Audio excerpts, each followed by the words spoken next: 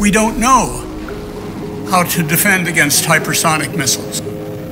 Hypersonic weapons can be destabilizing. It creates an escalatory environment. It increases the likelihood of a strategic conflict, and it decreases the ability to defend against it. Flight speed is often compared to the speed of sound. The speed of sound, that's Mach 1. Sound travels through air about 10 times as fast as we drive on the freeway. Commercial airliners, for example, fly subsonically right under Mach 1. A modern fighter can travel supersonically at Mach 2 or 3. Anything Mach 5 and above, we're calling hypersonic speeds. Mach 25 is about the upper limit. We do have space shuttles that go hypersonically, that go Mach 20 or 24. However, it's only flying hypersonically for a relatively short period of time. But technology is just now emerging, which will enable sustained hypersonic flight. There are three primary hurdles to the development of hypersonic weapons. First, the aerodynamics and flight control at hypersonic speeds are a major challenge. The second has to do with material science. You could think of it as flying into this blowtorch.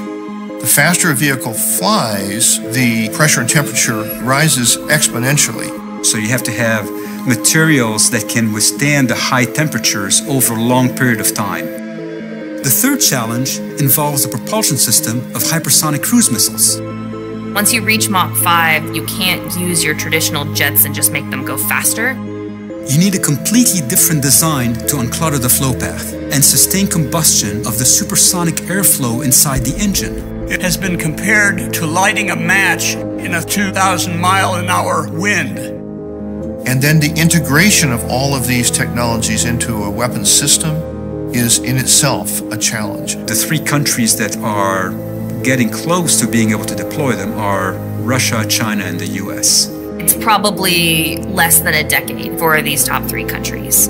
Other countries, however, are much farther behind, in part because the technical challenges and the engineering challenges for these weapons require massive amounts of investment. And so they would require extensive foreign assistance. However, as time goes on, the knowledge related to these technologies are going to start proliferating. There really are two types of missiles emerging: hypersonic cruise missiles and hypersonic glide vehicles. Hypersonic cruise missiles are powered all the way to their targets using an advanced propulsion system called a scramjet. These are very, very fast. You may have 6 minutes from the time it's launched until the time it strikes. So hypersonic glide vehicles are just that. They're a very fast glider. The way it's launched is they put it on top of a rocket, it re-enters, then it flies on top of the atmosphere. It's like a plane with no engine on it. And it uses aerodynamic forces to maintain stability, to fly along, and to maneuver. Because it's maneuverable, it can keep its target a secret up until the last few seconds of its flight. The current types of missile defenses are not adequate to defend against hypersonic missiles. Our whole defensive system is based on the assumption that you're going to intercept a ballistic object. A ballistic missile is like a fly ball in baseball. The outfielder knows exactly where to catch it because its path is determined by momentum and gravity. It's a different scenario. The combination of the maneuverability and the speed makes hypersonic missiles unpredictable and extremely difficult to defend against. The faster you go, the more kinetic energy you have. In some cases, you may not need to put any explosives on it. The kinetic energy of the vehicle itself is sufficient to be able to cause quite a bit of destruction. Most countries use some form of what we call an OODA loop when they're making decisions about whether to respond to a threat or not.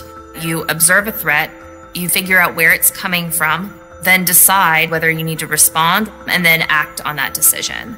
How are you going to shoehorn all those steps into 6 minutes? There are two implications here. The first is that people will become more trigger happy.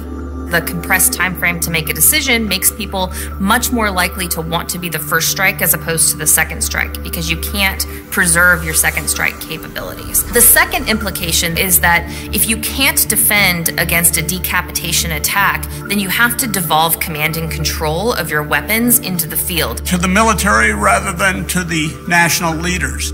That runs the risk of an accidental strategic war. Another possibility is to disperse your strategic weapons.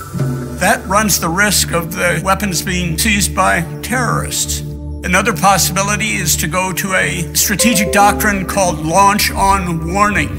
And finally, you can just decide in a crisis that there is going to be a full-scale strategic conflict, and you strike first. None of these options is very good.